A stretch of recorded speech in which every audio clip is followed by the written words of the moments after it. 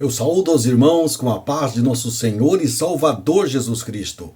É uma alegria muito grande estar aqui e poder compartilhar com os irmãos da Palavra de Deus. Nesta oportunidade, estudaremos a lição de número 10. Em apenas 10 minutos, trataremos dos tópicos desta lição.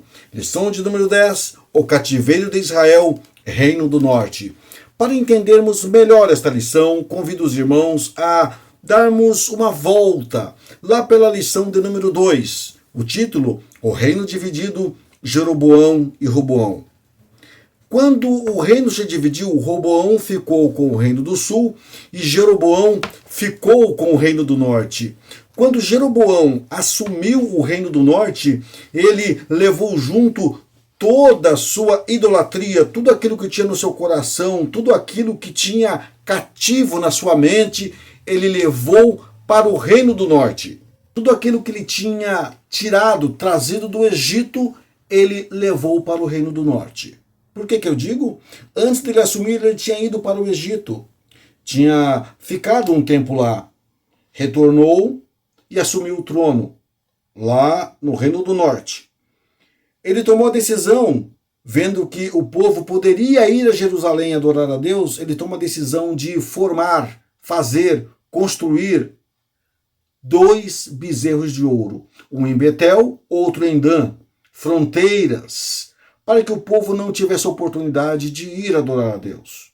Convenceu o povo que eles poderiam adorar aqueles deuses de metal. Erro grotesco, erro perigoso, homem mau. Isto que ele fez o acompanhou pelos 200 anos de reinado de Israel. Sim, o reino de Israel durou pouco mais de 200 anos. Nesses 200 anos, 19 reis passaram por esse trono. Agora preste atenção. Em quase todos os reis, quando eles assumiam, o versículo depois dizia assim, vou dar um exemplo. Segundo Reis, capítulo 15, versículo 18. Aqui fala sobre Manaém. E fez o que era mal aos olhos do Senhor todos os seus dias. Não se apartou dos pecados de Jeroboão, filho de Nebate, que fez pecar a Israel. Jeroboão fez Israel pecar. Jeroboão fez Israel errar. Jeroboão fez Israel tomar decisões erradas. Ele foi exemplo para o mal. Meus irmãos, o texto áureo fala o seguinte: vinde e tornemos para o Senhor, porque ele despedaçou e nos sarará, fez a ferida e a ligará. Oséias capítulo 6 e versículo 1. Aqui nós já vemos o apelo do profeta, falando, tornemos a Deus, tornemos ao Senhor, pois ele é capaz de curar as nossas feridas, de nos tirar deste pecado. A verdade prática diz, Deus sempre adverte o povo sobre os perigos da idolatria e suas terríveis consequências. Então, Deus sempre fez isso. Deus sempre advertiu. Como advertiu? Mandando seus profetas, falando através dos seus enviados, tudo aquilo que ele tinha preparado para o seu povo. E neste caso, Israel tinha tudo para dar certo se seguisse a palavra de Deus. Deus não deixou Israel sem profetas. Este último profeta, chamado Oséias, ele fez o que era certo aos olhos do Senhor. Ele chegou a se casar com uma prostituta e teve filhos com ela para exemplificar o que Deus queria falar com o povo. Para usar isso como metáfora, para que o povo entendesse que o povo estava traindo o Deus Todo-Poderoso. Nos versículos da leitura diária, nós vemos falando sobre justiça e misericórdia, no Salmo 89, 14. Em Efésios 2, 4 e 5 fala sobre misericórdia. Em Jeremias 30, 17 fala sobre restabelecimento da saúde. Meus irmãos, A palavra de Deus nunca deixou o povo só. Deus sempre enviou mensageiros, trazendo palavra, trazendo direcionamento. O povo nunca ficou sozinho. As mãos do Senhor sempre estiveram estendidas. Os ouvidos sempre atentos. Mas o povo se fez surdo. O povo se fez mudo. O povo puxou as mãos, encolheu as mãos para Deus e para o seu próximo. Neste capítulo do número 17, nós vemos tudo o que aconteceu sobre as injustiças, sobre a idolatria e sobre o sincretismo em Samaria. Dentro da introdução e também do capítulo de número 1, aqui dentro desta lição, nós vemos sobre Samaria, sobre o cerco de Samaria.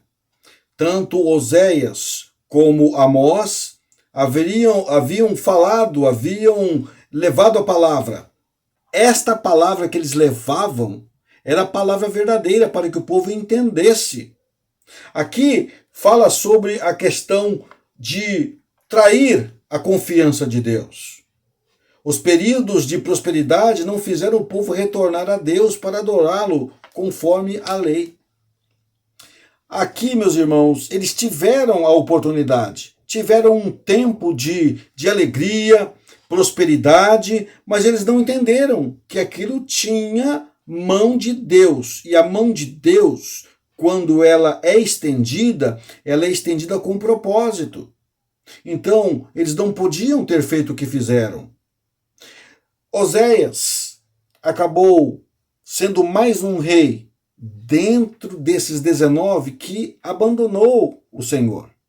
Aliás, não abandonou, ele nem se achegou ao Senhor. Ele fez alianças com outros reinos. Um reino que ele fez aliança, aliás, se tornou vassalo, foi uma aliança forçada, foi o rei da Síria. Depois disso, ele fez uma aliança com o rei do Egito, para que o rei do Egito o libertasse do poder da Síria. Os assírios tomaram a cidade. Tudo isso, tudo envolvido em traição, tudo envolvido em abominações. E Deus já havia falado para o povo que eles iriam a cativeiro se fizessem essas coisas erradas. Que eles iriam pagar por isso. Estavam traindo o Deus que os havia libertado do Egito. Agora, meus irmãos, um dos pecados maiores, e as advertências vieram sobre isso, era o sincretismo. Sincretismo em Israel. O povo adorava os ídolos e ao mesmo tempo oferecia cultos a Deus. Isto é, queriam dividir o tempo entre Deus e os ídolos, entre Deus e os demônios. No capítulo de número 2, nós vemos o pecado do povo e a queda. Aqui fala sobre a idolatria. Aqui fala sobre a questão deles irem a cativeiro por conta da indiferença, da exploração daqueles que tinham menos, isto é, os pobres. Aqui fala também de uma situação muito perigosa e terrível, que era a situação gravíssima dos sacerdotes fazendo conluio com os governadores para extorquir o povo, para tirar a riqueza, para tirar a alegria do povo. No capítulo de número 3, nós vemos as consequências do que houve depois.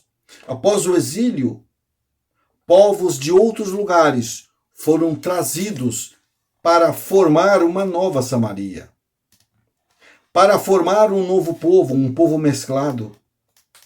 Eles tinham o hábito de enfraquecer o povo, trazendo outros povos, outros costumes, para que o povo da terra não se fortalecesse e viesse novamente a formar um reino e lutar contra aqueles que o conquistaram. Então eles faziam isso.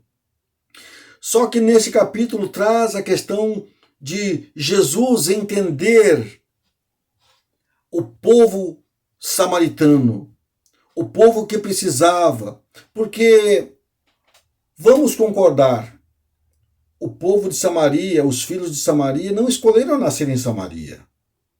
Eles tinham nascido lá porque haviam sido mesclados. Nesse caso, tinham assumido outra responsabilidade. Jesus vem em um tempo e mostra que a misericórdia dele chega até o povo mesclado, o povo de Samaria.